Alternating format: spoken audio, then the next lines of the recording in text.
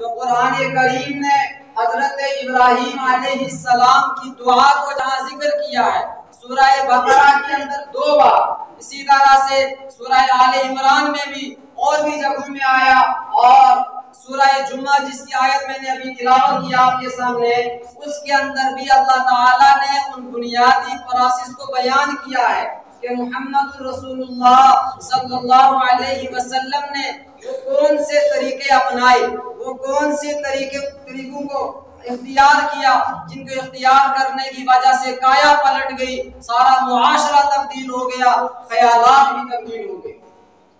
वो 4 किस्म के हैं जिसको बयान किया, फरमाया वल्लज़ी बअस फिल उम्मिय्यीना रसूलन मिनहुम, कि वो अल्लाह वो जात है कि जिसने उम्मीयीन के अंदर उन्हीं में से एक रसूल को भेजा है, उम्मीयीन के अंदर उन्हीं में से एक रसूल को भेजा है। आगे फरमाया यतलू अलैहिम आयातिही, कि वो नबी वो रसूल, उसका पहला तरीका ये था तब्दीली लाने का, यतलू अलैहिम आयातिही, वो कुरान करीम की आयात पढ़कर उनको सुनाता था। आगे फरमाया वयुज़क्कीहिम, दूसरा तरीका उनकी तज़किया का था। तीसरा फरमाया वयुअल्लिमुहुमुल किताब, कि उनको किताब की तालीम देता था। चौथा फरमाया वल हिकमा, और उनको हिकमत की तालीम देता था। ये 4 प्रोसेस जिक्र की है कुरान करीम ने, और ये किसी भी इनकलाब के लिए, किसी भी तब्दीली के लिए, अगर हम आज ये चाहते हैं कि हमारी औलाद, हमारे भाई, हमारा मुआशरा, हमारा खानदान ठीक हो जाए, दुरुस्त हो जाए, हमें भी इन तरीकों को अपनाना पड़ेगा। ये 4 तरीके फरमाए। पहला फरमाया तिलावत आयात, दूसरा फरमाया तज़किया नुफूस, तीसरा फरमाया तालीम किताब, चौथा फरमाया तालीम हिकमत। ये 4 चीजें बयान फरमाई है।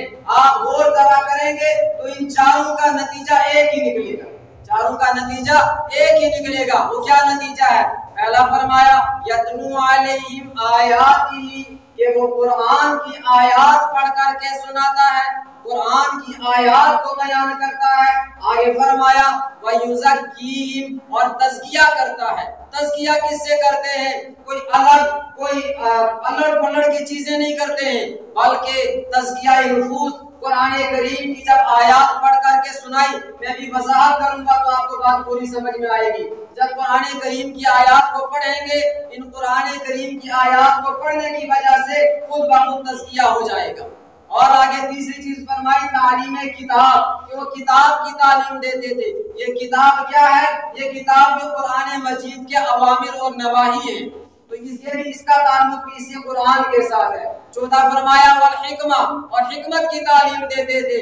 ये हिकमत क्या चीज है? हजरत इमाम शाफिई अलैहि रहमा फरमाते हैं कि हिकमत से मुराद सुन्नत रसूलुल्लाह सल्लल्लाहु अलैहि वसल्लम है, और ये जो कुरान से अलग कोई चीज नहीं है, बल्कि ये भी एक हिस्सा है जिसको कुरान ने कहा वमा यंतिकु अनिल हवा इन हुवा इल्ला वह्युन यूहा, कि मुहम्मदुर रसूलुल्लाह सल्लल्लाहु अलैहि वसल्लम जो कलाम भी फरमाते हैं वो वही का हिस्सा है, वो भी वही है। तो चारों चीजों का ताल्लुक एक चीज के साथ हुआ, और वो ये कुरान है। इस कुरान के साथ जोड़ो लोगों को।